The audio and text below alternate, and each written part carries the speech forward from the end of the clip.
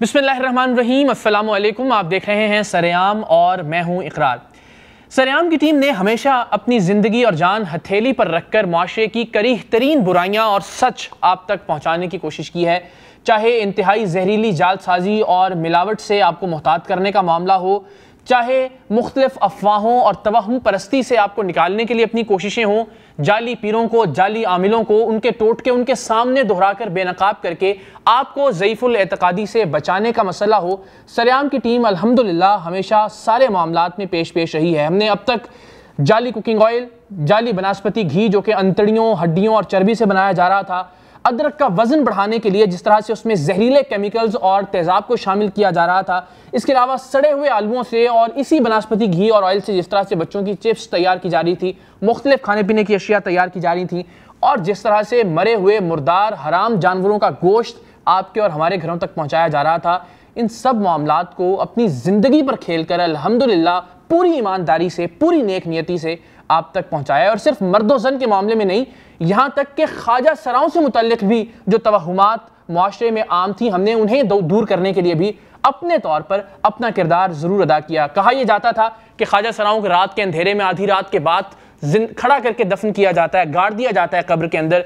ये भी कहा जाता था कि उनका जब जनाजा ले जाया जाता है तो लोग नंगे पैर जाते हैं। यानी अजीबो गरीब किस्म की कहानियाँ ख्वाजा सराओं की मौत से पैवस्ता थीं और वाबस्ता थीं। लेकिन सरेआम की टीम ने उलमाए दीन की जो रहनुमाई थी उसकी रोशनी में आपको दिखाया कि किस तरह से एक आम इंसान की तरह ख्वाजा सरा का नमाज जनाजा पढ़ा जाता है, उसकी तदफीन के तमाम तर मराहिल इख्तिताम को पहुँचते हैं। सो सरेआम की टीम का अल्हम्दुलिल्लाह से हमेशा ये अज़्म रहा है कि सच्चाई आप तक पहुँचाई जाए। लेकिन गुज़श्ता एक प्रोग्राम कुछ लोगों की दिल आज़ारी का बायस बना, लेकिन चूँकि आपकी मोहब्बतों का और आपकी दुआओं का सरेआम की पूरी टीम पर बहुत कर्ज है, सो अगर प्रोग्राम की वजह से, प्रोग्राम में शामिल मेहमानों की वजह से, उनके ख्यालात की वजह से आपके दिलों को कोई ठेस पहुंची, आपके जज्बात मजरूह हुए, तो हम इसमें कोई हर्ज नहीं समझते कि आगे बढ़कर अपने भाइयों से दस्त बस्ता माजरत करें, माफ़ी के खासगार हों। और ये वाज़े करना इंतहाई ज़रूरी है। ज़ाती तौर पर मेरे ईमान का हिस्सा है कि सहाबा कराम की मोहब्बत के बग़ैर, उनकी हुर्मत के बग़ैर, उनकी इज़्ज़त के बग़ैर हम अपने ईमान की तकमील का तसव्वुर भी नहीं कर सकते। हमने जब जब सच्चाई को बेनकाब किया, यकीन जानिए हज़रत अबू बकर सिद्दीक़ रज़ी अल्लाह ताला अन्हु से हमने सच्चाई का और सद्दाक़त का दर्स लिया, हज़रत उमर फ़ारूक रज़ी अल्लाह ताला अन्हु से हमने अदालत की बात समझी, हज़रत उस्मान गनी रज़ी अल्लाह ताला अन्हु से हमने सखावत का दर्स हासिल किया, और हज़रत अली से शुजात का, बहादरी का, और शायद इसी से हमें हौसला मिला। इन्हीं के सदक़े में अल्लाह ताला से हमने हौसला मांगा, और हमेशा अल्लाह ताला ने हमें हिम्मत और जुर्रत अता की कि हम तमाम तरीन बुराइयों को आपके सामने बेनकाब कर सकें। फहाशी के ख़ात्मे के लिए सरेआम की टीम ने फायरिंग का सामना किया, पथराव का सामना किया। अभी हाल ही में अंतड़ियों वाला कुकिंग ऑयल आपके घरों से पहुँचने से बचाने के लिए हमने शदीद तरीन पथराव का और शदीद तरीन मुज़ाहमत का सामना किया। तमाम तर मामलात, तमाम तर माजी आपके सामने है। लेकिन प्रोग्राम में शरीक मेहमानों के ख्यालात, ज़ाहिर है ये उनके ख्यालात थे, उनकी वजह से अगर किसी की दिल आज़ारी हुई है तो सबसे पहले तो हम ज़ाहिर है उन ख्यालात से इज़हार लाताल्लुक़ी करते हैं, वो मेहमानों की राय थी। लेकिन उन गुयूर मुसलमानों को खिराज तहसीन भी पेश करते हैं जिन्होंने सहाबा कराम की इज़्ज़त और अज़मत के हवाले से अपना एहतजाज रिकॉर्ड करवाया।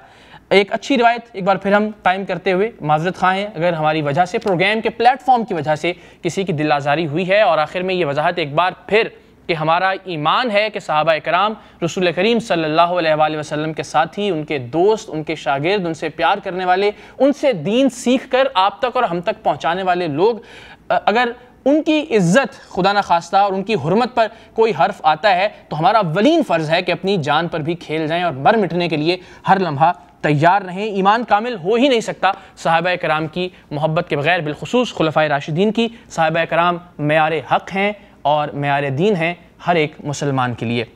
सब प्रोग्राम पे वापस आते हैं अपने असल मौजू की जानिब, और मौजू ये है कि अब हमने जितनी कोशिशें की आपको ये तमाम तर बुराइयां दिखाकर इन बुराइयों से निकालने की, क्या उनका कोई नतीजा भी बरामद हो रहा है? और क्या इक़्तिदार के ऐवानों में इन बुराइयों की कोई बाज़गश्त सुनी जा रही है? क्या इस इंतहाई मकरूह तरीन काम की, जिस काम की जानिब भी हमने निशानदेही की, उसका ताफुन, उसकी बदबू इक़्तिदार की ग़ुलाम गर्दिशों में भी महसूस की जाती है, या आप और हम सिर्फ चीख कर और तालियां बजाकर इस मामले को ख़त्म कर देते हैं और फिर उसके बाद कोई नया मामला बेनकाब करने के लिए आगे चल पड़ते हैं। तो इस पर आज हम बात करेंगे। मेहमानों का मैं तारुफ करवाता हूँ। हमारे साथ शर्मिला फारूकी साहिबा होंगी, पाकिस्तान पीपल्स पार्टी से इनका ताल्लुक है, हुकूमत की नुमाइंदा हैं खासतौर पर सिंध के हवाले से। अहमद चनाय साहब हमारे साथ मौजूद होंगे। आप CPLC के चीफ तो हैं ही, लेकिन chief of consumer rights council भी हैं। मोहसिन भट्टी हमें लाहौर से ज्वाइन करेंगे और ज़रा पंजाब की सूरत हाल पर रोशनी डालेंगे। सदर हैं कंज्यूमर सॉलिडेरिटी सिस्टम के, और Kaukab Iqbal Sahib chairman consumer association of Pakistan. तो सर आपसे आगाज़ करते हैं। ज़ाहिर कराची में रहते हुए और जो कंज्यूमर्स के हुकूक हैं उन पर नज़र रखते हुए गुज़श्ता प्रोग्राम भी आपकी नज़र से गुजरा, जिसमें जो मुर्गी की आंतें हैं, अंतड़ियाँ हैं, उसके अंदर कीड़े भी हैं, उसके अंदर चूहे भी हैं, मतलब ज़ाहिर ज़मीन पे पड़ी हुई चीज़ है, उसमें सारी गंदगी आएगी। पर हैं, खाल है, खून है, जो ज़ाहिर ड्रमों में उसी तरह से मुर्गी ज़िबा होती है, हम देखते हैं, और उससे उबाल के माशाल्लाह से ऐसा साफ़ सुथरा लगता है शक्ल से कुकिंग ऑयल के, बस यानी वहाँ पे अगर हमें कोई पका के खिला दे कोई चीज़ तो हमें पता भी ना चले। तो फिर ये चीज़ें हो रही हैं, लेकिन इनके सामने जो है वो कुछ कानूनी उनके दस्तावेज़ात और ये वो डॉक्यूमेंट्स उन्होंने पूरे तैयार किए हुए होते हैं कि जी ये तो साबुन में इस्तेमाल होता है। देखिए, मैं समझता हूँ कि ये चीज़ जो है वो बात वो दिखाने के लिए करते हैं कि जनाब साबुन में इस्तेमाल हो रहा है। असल बात यह है कि ये चीज़ जो है दिखाई आपने, ये मैं मंजर आम पे पहली दफ़ा आई, और इसको देख के तमाम लोग अब खाते हुए एक उनका हाथ रुकता है कि आखिर वो क्या चीज़ हुई। बल्कि लोग तो मजाक में कहते हैं कि भाई अब हम कुछ खाने के लिए हमें छोड़ेंगे भी या छोड़ेंगे, हाँ। मगर अब उनको सोचना पड़ेगा, अब उनको सोचना पड़ेगा कि आखिर ये जो लोग हमसे धोखाधड़ी कर रहे हैं, कीमत वही वसूल कर रहे हैं। डब्बों में जिस तरह आपने बताया ब्रांडेड डब्बों में भर रहे हैं, खूबसूरत पैकिंग, सील्स अच्छी बेहतरीन होती हैं कि आप जी ओरिजिनल से भी वो करते। तो इनके खिलाफ सख्त तरीन कानून, देखिए कानून साजी जो है हमारे यहाँ और कानून साजी पे अमल कराने वाले, कानून का जो हशर किया तो आपने भी देखा होगा, अभी शर्मिला से भी डिस्कस करते हैं। लेकिन आगे बढ़कर हम जरा आपसे ये जानने की कोशिश करेंगे कि अगर अदरक में मसला हो रहा है, केमिकल और तेज़ाब मिलाए जा रहे हैं वज़न बढ़ाने के लिए, अगर अंतड़ियों से कुकिंग ऑयल या बनस्पति घी बना के हमें खिलाया जा रहा है, या जो दीगर खाने पीने की अशियाएँ उनमें गंदगी और गलाजत हो रही है और फिर उसको ब्रांड्स के नाम पर बेचा जा रहा है, तो इससे बचा कैसे जा सकता है? ये एक फार्मूला ज़रा आपसे हम आगे चलकर पूछेंगे ताकि हमारे जो देखने वाले हैं वो भी अवेयर हों। शर्मिला, आपको ज़ाहिर वापस मैं ले चलूँगा वहीं पे, जब ज़ाहिर कराची के मरकज़ में FC एरिया में ये जो आंतों और अंतड़ियों से कुकिंग ऑयल बन रहा था, और खुशकिस्मती ये नाज़रीन आपको हम बता दें कि डिप्टी कमिश्नर सेंट्रल ने इससे पहले हमारे साथ वहाँ रेड किया था। वहाँ पर ये अंतड़ियाँ उबलती हुई, उनसे कुकिंग ऑयल निकलता हुआ, रिफाइन होता हुआ कुकिंग ऑयल, रिफाइंड शक्ल में कुकिंग ऑयल, और फिर उस कुकिंग ऑयल में तली जाने वाली फुल्कियाँ और दीगर अशिया, वो सब की सब चीज़ें हमें एक ही इलाके के अंदर मिल गई थी। सो ये तो कोई झूठ बोल ही नहीं सकता, गलत बयानी हो ही नहीं सकती कि जी इन अंतड़ियों का ऑयल जो है वो कहीं और इस्तेमाल किया जा रहा है। सो वहाँ पर भी चीज़ें तली जा रही थी और उसको पैक करने के बाद ज़ाहिर है आपको और हमें हमारे घरों तक पहुँचाकर वो चीज़ें खिलाई भी जा रही थी। तो शर्मिला, आप गई वहाँ, आपको अंदाज़ा हुआ जिस तरह से पथराव, जिस तरह से फायरिंग, उन लोगों का आपका घेराव करना, वो सारी चीज़ें आपके सामने हैं। अब इन लोगों से निमटा कैसे जा सकता है आने वाले वक्तों में जो हमारी नस्लों की जिंदगियों से खेल रहे हैं? बहुत शुक्रिया इकरार। पहले तो मैं आपकी हिम्मत की, आपके जज्बे की और आपकी काविशों की दाद देना चाहूँगी कि आपने इतना बड़ा स्कैम जो है और बीचों बीच कराची में जो हो रहा है, खुले आम हो रहा है और धन धनाते हुए हो रहा है, उसको आपने मंजर आम पे आप उसे लेकर आए। और उसके बाद जो आपका प्रोग्राम एयर हुआ, फिर आपने बातचीत करी, फिर हम काशिफ के प्रोग्राम पे गए जहाँ पर इससे मज़ीद हमें आगाही हुई और मुझ तक भी ये बात पहुँची।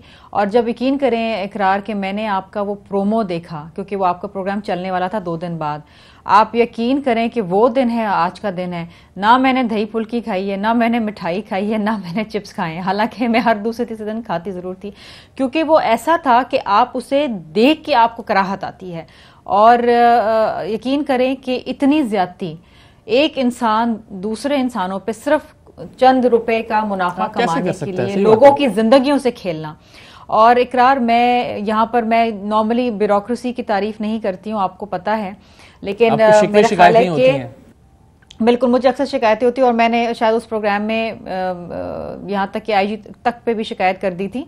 लेकिन आप यकीन करें कि एक टेलीफोन कॉल कमिश्नर को मैंने की थी, सिर्फ एक, और मैंने उनसे कहा था कि जी ये है ये मसला है, ये प्रोग्राम ऑन एयर होने वाला है और इसमें ये चीज़ों की निशानदेही हुई। और आपने देखा जिस तरीके से उन्होंने डिप्टी कमिश्नर को कहा, डॉक्टर सैफ को, और जिस तरीके से उन्होंने पूरा प्लान कहा, और उन्होंने मुझे कहा कि जनाब हमें 3 दिन दे दें, हम पूरी कार्रवाई करके कंप्लीट करके फिर आपको लेके चलेंगे।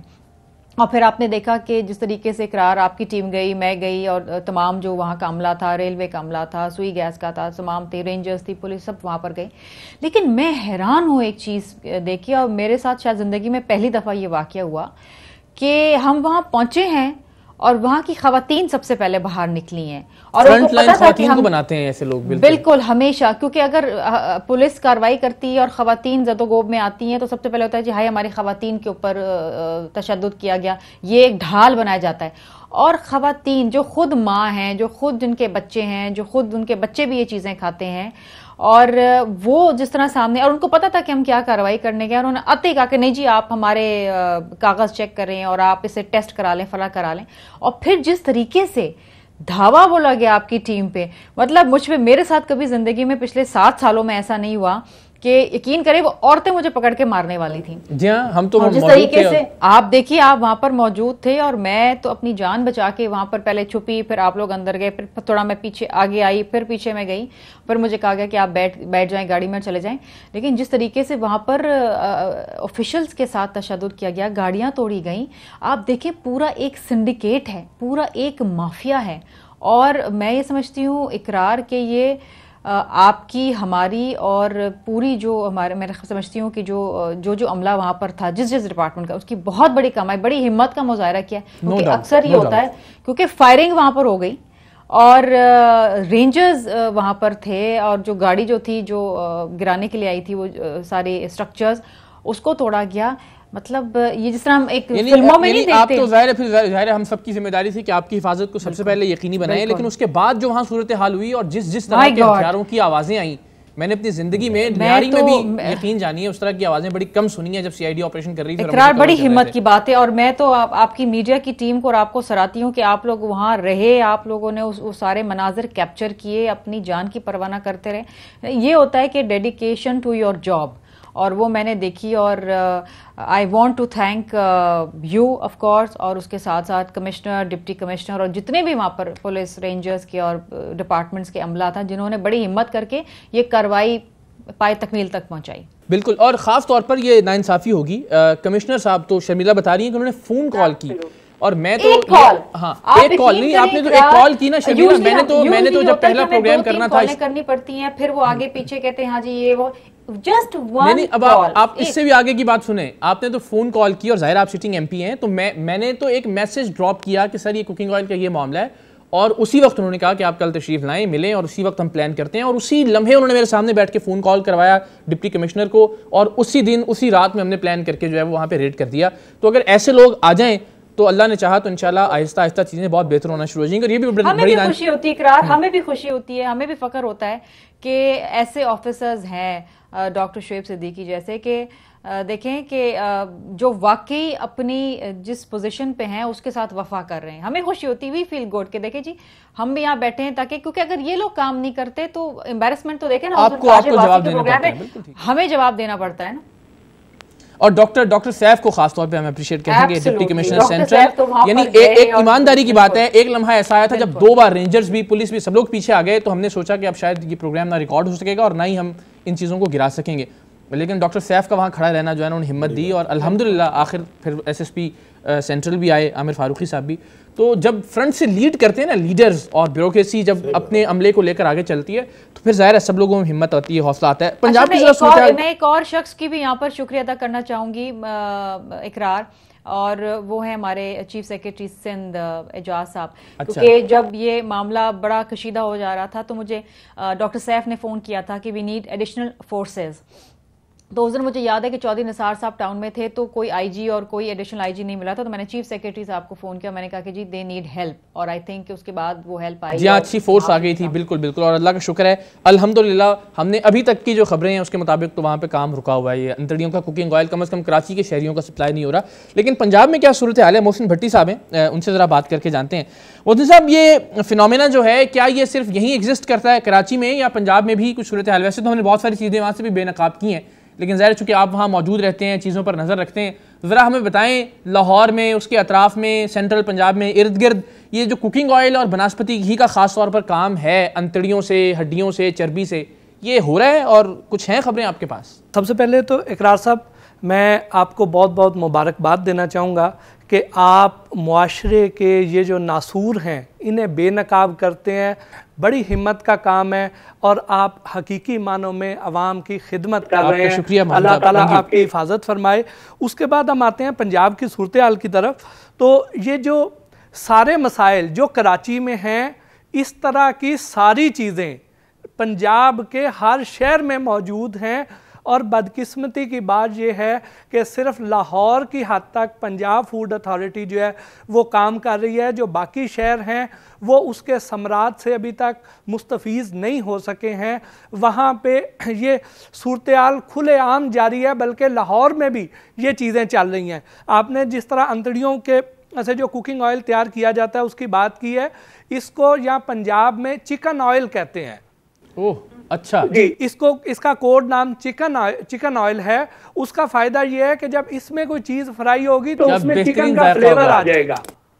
हमें असल में जो हम जो कंज्यूमर्स हैं, हमारा सबसे बड़ा जो अलमिया है वो ये है कि हमारी कोशिश होती है कि हर चीज़ में हमें गोश्त का फ्लेवर आए। हम सब्ज़ी खाना चाहते हैं, उसमें भी गोश्त चाहते हैं। अब जबकि हम लोगों ने ये कोशिश शुरू की है, आप लोगों ने, इधर हम कुछ कर रहे हैं, तो उससे ये इतना ज़रूर असर हुआ है कि अब ख़रीदने से पहले लोग सोचते ज़रूर हैं। ये हमारा एक कंट्रीब्यूशन है। यही वजह है मोहसिन साहब शायद कि हमें 5 स्टार का खाना किसी को भी अच्छा नहीं लगता, क्योंकि उससे ज़ाहिर है अच्छे और सही ऑयल में पका हुआ होता है। जी, और एक और चीज़ आपको मैं बताऊं कि मुख्तलिफ जो शादी हाल हैं, यहाँ पे जब हम खाना खाने के लिए जाते हैं तो हम अपनी ज़रूरत से ज़ायद खाना डाल लेते हैं और वो सारा खाना नहीं खा सकते हैं।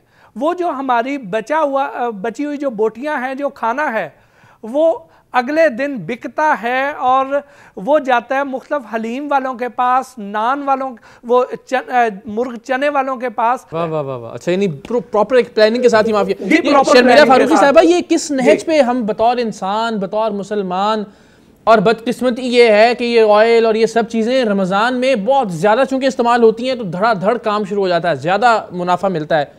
ये यानी ज़ाहिर आपका लोगों से रब्ता रहता है कि सियासी कारकुन की हैसियत से, ये कहाँ चले गए हैं, कहाँ जा रहे हैं हम लोग, ये खराबी पैदा कहाँ से हुई है आपके ख्याल में? मैं हैरान हूँ और परेशान हूँ और मुझे सख्त तकलीफ़ होती है कि जब मैं देखती हूँ कि इतना हमारा रिलीजियस महीना रमज़ानुल मुबारक, जहाँ पर बरकतों के दरवाजे खुल जाते हैं, लोग नेकियां इकट्ठा करने की कोशिश करते हैं, रोज़े रखते हैं, नमाजें पढ़ते हैं, तरावियाँ पढ़ते हैं, लेकिन उसके साथ साथ इस किस्म के घिनौने कामों के अंदर मुलव्वस होते हैं दिन भर, और चंद मुनाफा, चंद रुपए कमाने के लिए न जाने कितनी बीमारियां ये लोगों को बेच रहे हैं, कितनी ज्यादतियां ये कर रहे हैं।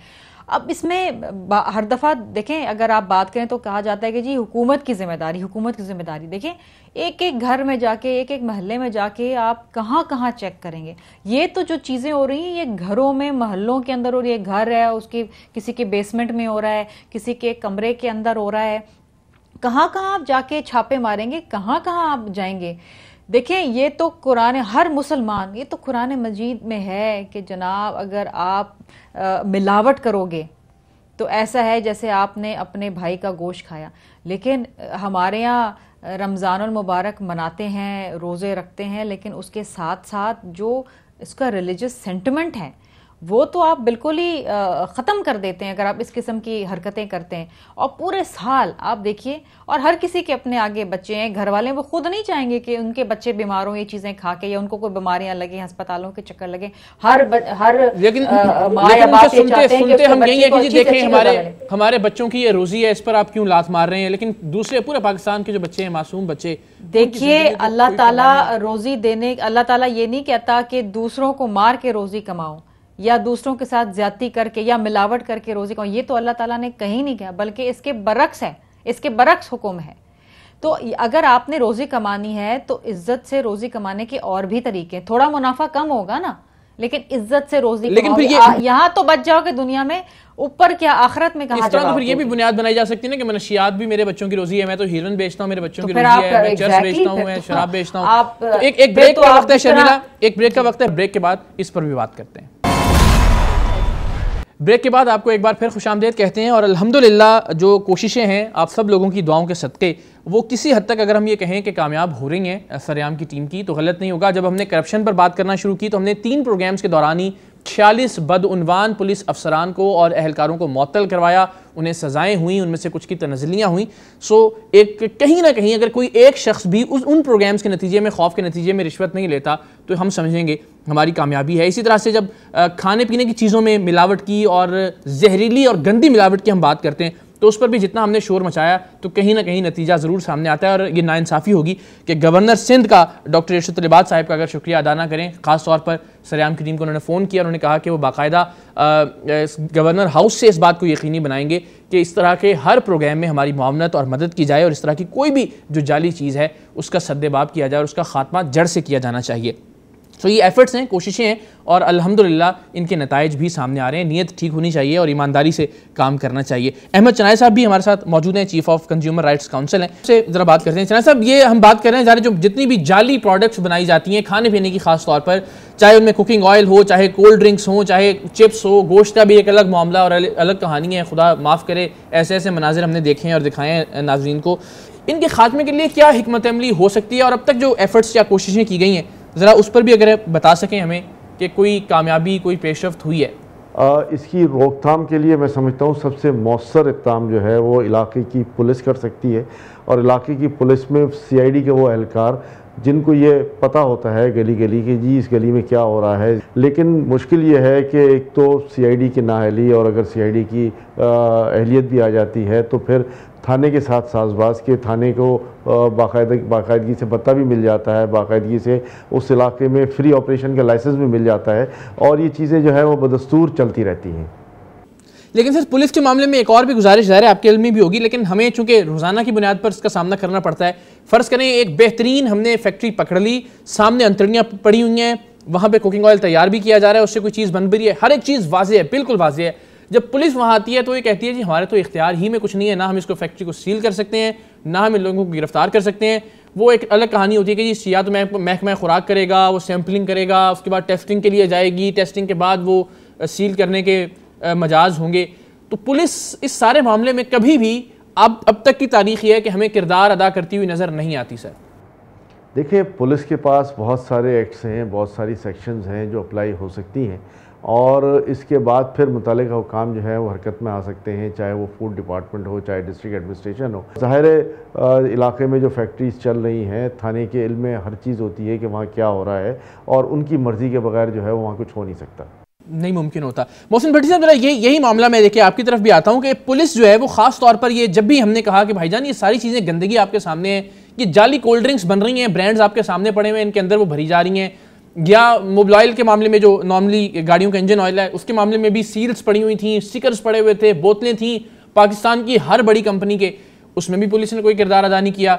तो ऐसी सूरत में जब पुलिस कहती है कि जी हमारा इख्तियार नहीं है तो क्या करें, और वाकई इख्तियार नहीं है या बस ये भत्ते शत्ते का मामला जिसकी जानिब अहमद चनाय साहब भी इशारा, उसमें इकरार साहब ये है कि पुलिस के पास इस चीज़ का इख्तियार है कि वो मिलावट अगर कहीं हो रही है वो वहाँ पे देखें तो उनके ख़िलाफ़ कार्रवाई कर सकते हैं, लेकिन पुलिस जानबूझ के नहीं करती है क्योंकि वो ये यहाँ पे ये होता है कि अगर फ़र्ज़ किया किसी इलाके में कोई लाश आ जाए किसी नहर में बहती हुई तो पुलिस की कोशिश होती है कि उसको आगे बहा दिया जाए ताकि अगले थाने की हदूद में चले जाए, हमारे पास वो काम ना आए।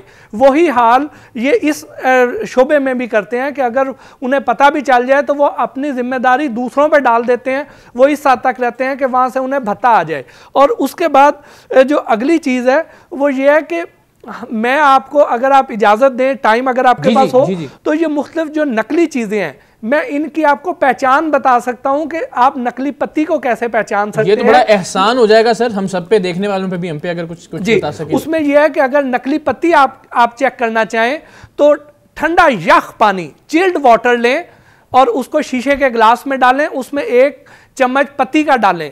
अगर वो उसमें रंग छोड़ दे ठंडे यख पानी में तो समझे आपकी पत्ती नकली है।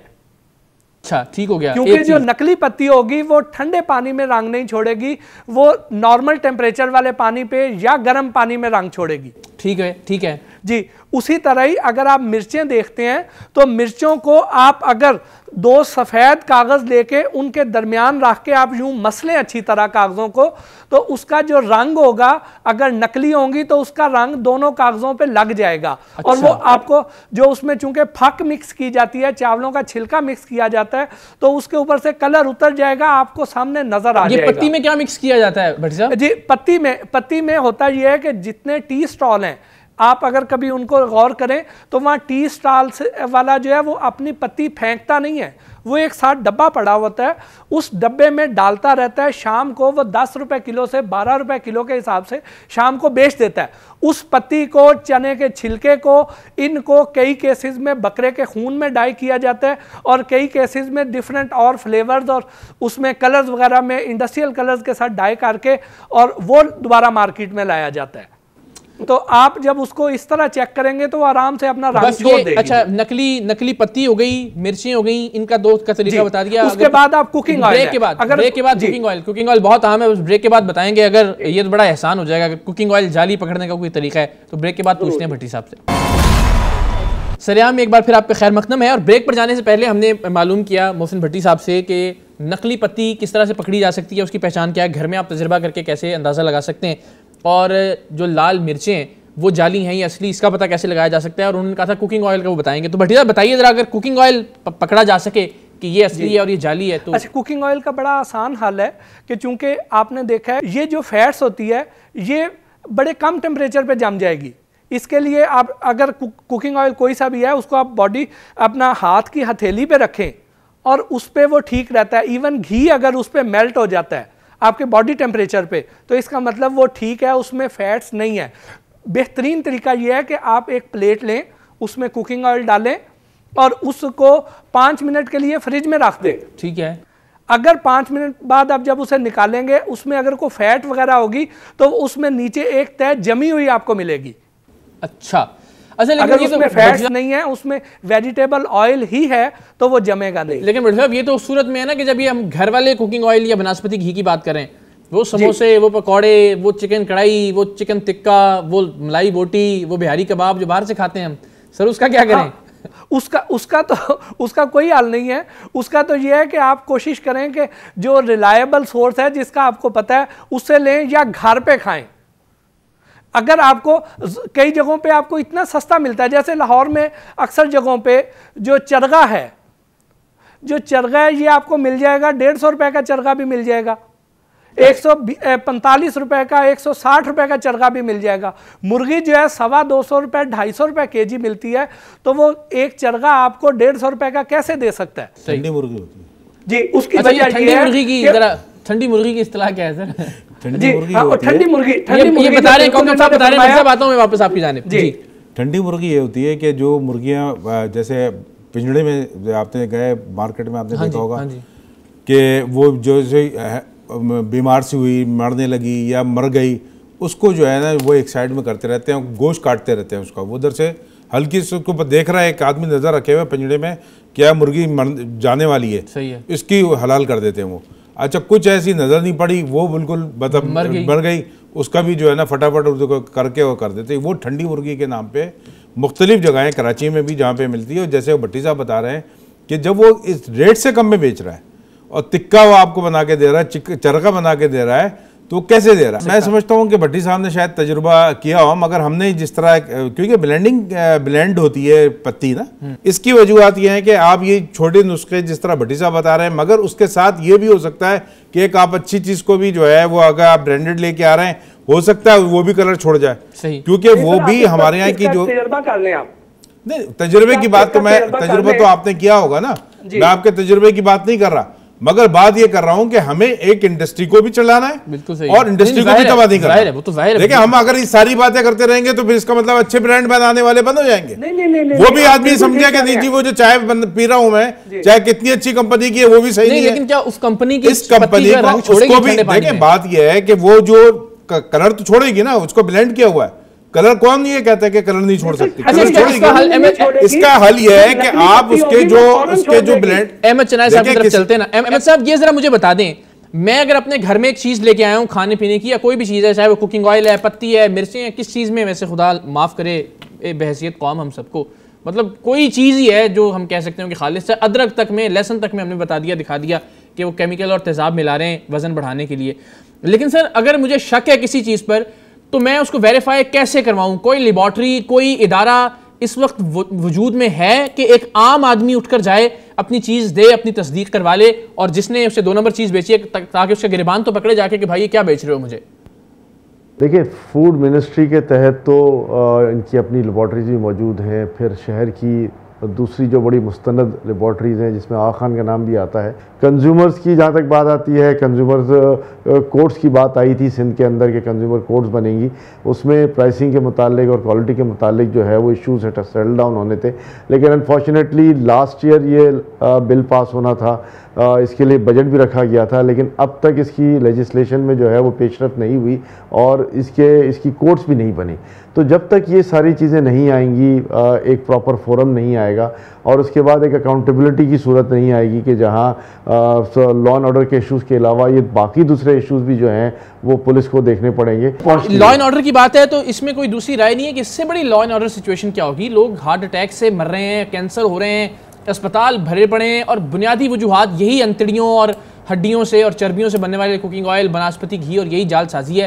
ये तो नस्लें तबाह करने वाली बात है। शर्मिला साहब, बिल्कुल आखिरी कुछ लम्हात हैं, अब ज़ाहिर नज़रें आपकी तरफ हैं, अब असम्बली में आवाज़ उठाई जाए, इक़्तिदार के ऐवानों में आप ये बात पहुँचाएँ, जहाँ ये कुकिंग ऑयल वहाँ भी पहुँच रहा है ज़ाहिर है, तो आवाज़ भी पहुँचा दें ज़रा कि जो कंज्यूमर राइट्स हैं इनके लिए हम क्या कर सकते हैं? कुछ इदारे कायम कर दिए जाएँ। एक आम आदमी को अगर शक है कि ये चीज़ 1 नंबर है, 2 नंबर है, उसके लिए कुछ तो होना चाहिए, कोई पेशरफ्त, कोई पहला कदम तो उठाएगा, बारिश का पहला कतरा कोई तो बनेगा। शर्मिला फारूकी साहबा।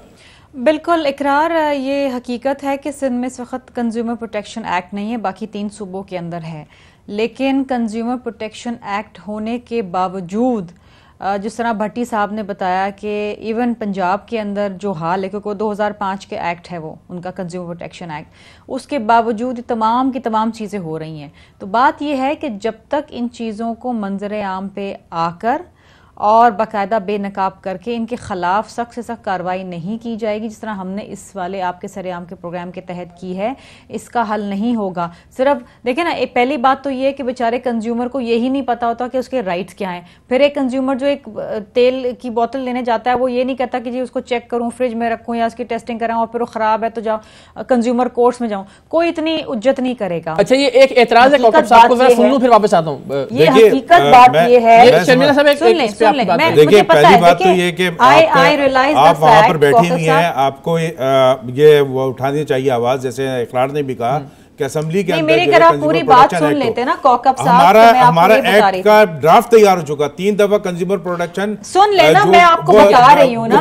अच्छा जी जी। दूसरी बात यह कि पंजाब में जो है 20,000 से ज्यादा केसेस वहां पे हो चुके हैं, तो यहाँ पे अगर 20,000 से ज्यादा केसेस जो है बिल्कुल ये ऑन द रिकॉर्ड है। अच्छा, और पहली बात तो थोड़ी सी मैं इकरार वजाहत कर लूं, नहीं है, एक सेकंड, सिंध हुकूमत की जिम्मेदारी है कि यहाँ एक सेकंड कहीं अच्छी चीज हो रही है तो जाहिर उससे तो हमें सीखना चाहिए ना, कि अगर 20,000 केसेस का फैसला आ गया तो देखें इकरार, मेरी बात सुने। पहली बात तो ये है कि ड्राफ्ट तैयार नहीं है, ये 2007 का ऑर्डिनेंस लेके फिरते हैं जिसमें इंतहाई फजूल किस्म के फ्लॉज हैं, जिसमें कंज्यूमर जो कोर्ट्स के जो इख्तियारात हैं वो ब्यूरोक्रेट्स को दिए गए हैं।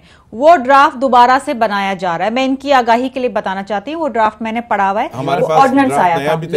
अच्छा ठीक है, आप मुझे दे दीजिए वो ड्राफ्ट, अगर आपके पास तैयार है आप मुझे पहुंचा दीजिए। असेंबली में लाना मेरा काम है, लेकिन जाहिर बात है जो पहले मुझे ड्राफ्ट पहुंचाया गया वो 2007 का ऑर्डिनेंस है और उसमें बहुत ज्यादा फ्लॉज हैं, वो इस काबिल नहीं है कि उसको पूरे सूबे में नाफिज किया, उससे बेहतर चीज रिव्यू कर ले। अब शर्मिला फाइनल कमेंट्स तो कर रहे हैं ना, कर रहे हैं, वाले वक्त में जो जिम्मेदारी हमारी है वो हम कर रहे हैं, लेकिन उसके साथ साथ आपका भी ये काम है कि लोगों में थोड़ी आगाही पहुंचाएं। सिर्फ सेमिनार्स करना बड़े बड़े होटलों में ये मसले का हल नहीं है, क्योंकि आप और मैं तो पढ़े लिखे लोग हैं, हम समझते हैं, हम देखते हैं टेलीविजन वगैरह, लेकिन जो लोग ये अशिया इस्तेमाल कर रहे हैं वो गरीब मिस्कीन बेचारे लोग हैं जो थोड़ा पैसे सस्ते होने की वजह से ये चीजें जाके गैर मेयारी खरीद इक़्तिदार लेते के हैं, ऐवानों उन में तक तो आगाही नहीं होती। इक़्तिदार के ऐवानों में हम अब आने वाले वक्त में एक आम सारिफ गरीब के हुकूक के लिए शर्मिला फारूकी की आवाज़ को गूंजता हुआ देखेंगे आने वाले वक्त में। शर्मिला, बिल्कुल, इंशाल्लाह, ये मेरा आपसे कमिटमेंट है। चलिए, थैंक यू सो मच। इस अच्छे कमिटमेंट के साथ ही प्रोग्राम का इख्तिताम। कौकब साहब, बहुत शुक्रिया सर, आपने वक्त निकाला। मोहसिन भट्टी साहब, thank you so very much. 3 चीज़ें तो कम से कम आपने बताई, अब देखते हैं नाजरीन उस पर कितना अमल करते हैं कि जाली और नकली उसकी जो पहचान है वो कैसे हो सकती है। अहमद चनाय साहब, आपका भी बहुत शुक्रिया सर, आपने वक्त निकाला। और नाज़रीन, आपका शुक्रिया कि आपने ये प्रोग्राम देखा, और इससे ज़्यादा शुक्रिया आपका तब होगा जब आप इसकी कुछ बातों पर अमल करने की भी कोशिश करेंगे, एक जिम्मेदार शहरी बने। अगर आपके घर के अतराफ में कोई 2 नंबर काम हो रहा है तो यकीन जाने हमें पता होता है, गाड़ियाँ आती हैं, लोड होती हैं, खाम माल भी आता है, फाइनल प्रोडक्ट्स भी तैयार होकर वहाँ से निकलती हैं, बदबू भी होती है, सब चीज़ें हमें पता होता है कि कोई ना कोई 2 नंबरी यहाँ पर हो रही है। हमें बताइए, हमारे जो कॉन्टैक्ट की डिटेल्स हैं वो आप स्क्रीन पर देख सकते हैं, या जो भी मुतल्लिका महकमा जिस पर आपको एतबार और एतमाद है उससे रब्ता ज़रूर कीजिए। सो हम सब की जिम्मेदारी है कि इस नासूर को, इस माफिया को जो आपकी और हमारी ज़िंदगियों से, हमारे बच्चों की, हमारे नस्लों की ज़िंदगियों से खेल रहा है, उसका खात्मा कर सकें। प्रोग्राम देखने का एक बार फिर बहुत शुक्रिया।